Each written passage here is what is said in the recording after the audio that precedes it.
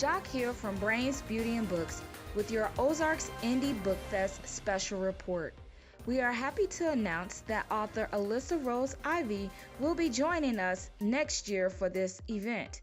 If you aren't familiar with her work, then you definitely should be. I had an opportunity to sit and chat with her on last weekend. Here's what we had to say. Hi Alyssa, thank you for spending a few moments with me today. How have things been going?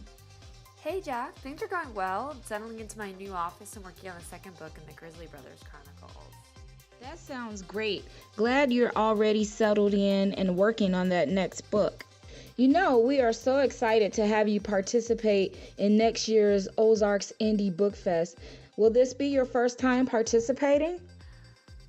It is going to be my first time, and I'm really excited about that. Awesome. It's my first time too. So let's dive right into some questions. So for those who haven't read your books, can you give a summary about your genres and what type of books you write? I write mostly new adult paranormal romance, fantasy, and contemporary romance. I also have a young adult fantasy series. I'm totally in love with all of your series, and because I'm weird, I always read them out of order. But you have created a very unique group of shifters in the Terrans. Can you tell me a little bit about where that idea came from? The Terran idea came to me back in 2012 when I set out to write a paranormal romance series that's set in New Orleans.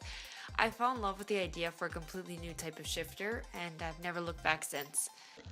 I love that. And of course, you know who my favorite is. So I won't tell anybody because I don't like to share.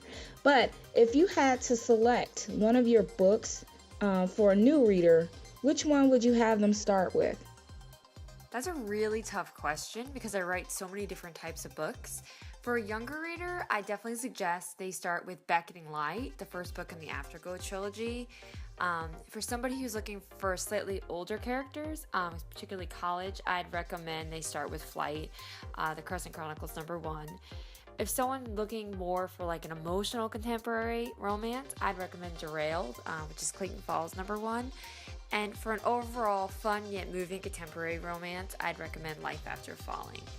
Shameless plug because Life After Falling is by far my favorite RE book, and I don't know why. Well, I do know why, but that's a fantastic book, so I thought I'd just throw that out there.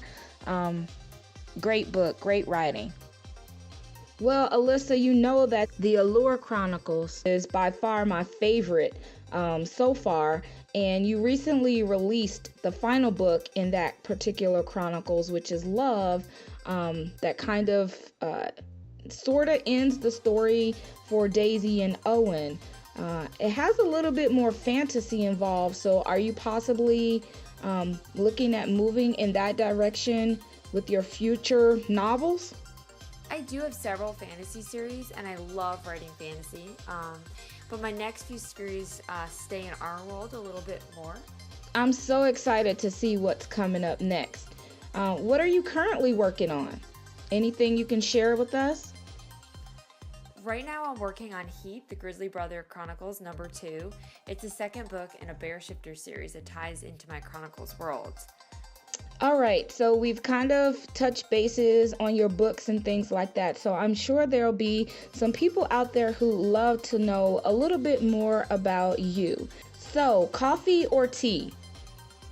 Coffee, definitely coffee. I'm mildly addicted, or some would say more than mildly addicted. All right, chocolate or peanut butter?